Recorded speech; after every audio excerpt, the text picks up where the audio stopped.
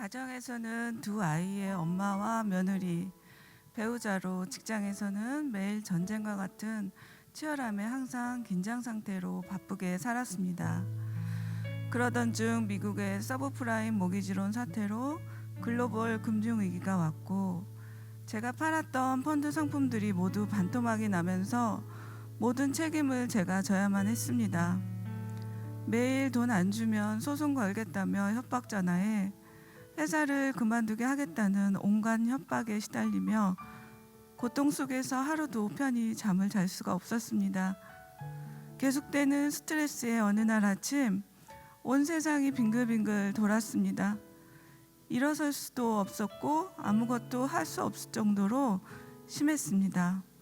병원에서는 어지럼증이라고 했습니다. 금방 좋아질 거라 생각했지만 일주일, 한 달, 두 달이 되어도 좋아지지 않았습니다. 점점 몸과 마음이 쇠약해져서 이대로는 내가 죽을 수도 있겠다는 생각이 들었습니다. 제가 아프다는 소식을 들은 시댁 식구들이 교회에 한번 나가보라고 권했습니다. 그때는 시어머님과 가족은 교회를 안 다녔고 형님과 고모부 가족 모두 교회를 다녔습니다. 친정도 교회에 다니지 않았습니다. 교회에 한번 가보라며 좋아질 거라면서 시댁 식구들은 제게 간곡히 권면했습니다.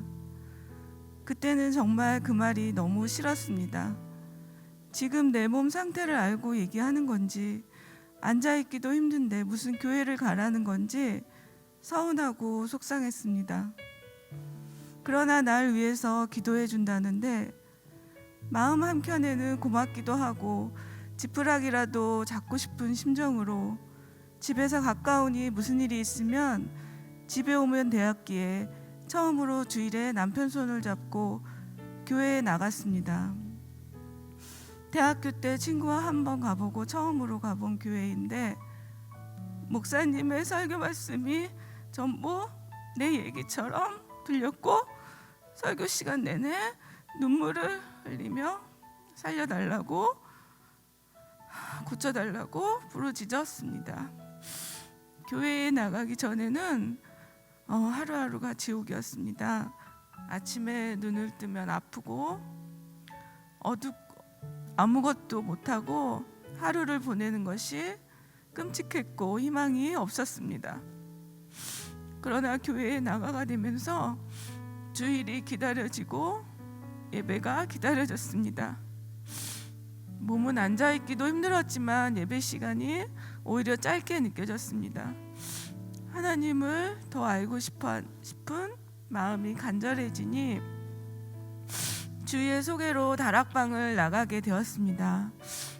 다락방에서는 아픈 저를 위하여 배려와 중보기도를 해주었고 내 아픈 이야기도 들어주고 많은 상처로 지옥으로 떨어졌던 내 마음을 만져주고 보듬어주고 따뜻하게 대해주었습니다.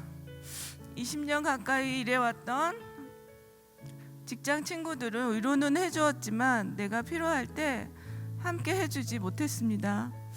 그러나 예수님은 내가 외롭고 힘들 때 나를 위로해 주시고 만나주시고 찾아와 주셨습니다.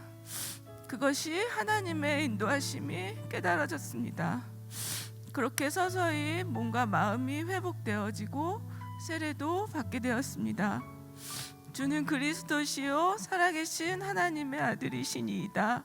마태복음 16절의 말씀을 고백하고 하나님의 자녀가 됨을 세상에 알리게 되었습니다.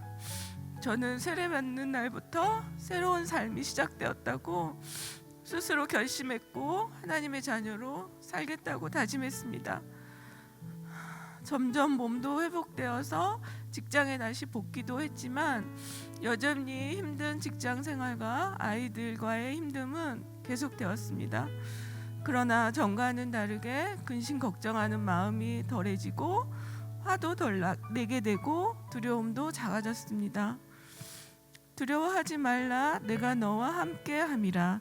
놀라지 말라, 나는 내 하나님이 됨이라. 내가 너를 굳세게 하리라. 참으로 너를 도와주리라. 참으로 나의 의로운 오른손으로 너를 붙들리라. 이사야 41장 10절 말씀을 붙잡았습니다. 나는 이제 혼자가 아니고 하나님의 자녀이기에 하나님이 지켜주실 줄 믿고 하나님만 의지하고 나아갑니다.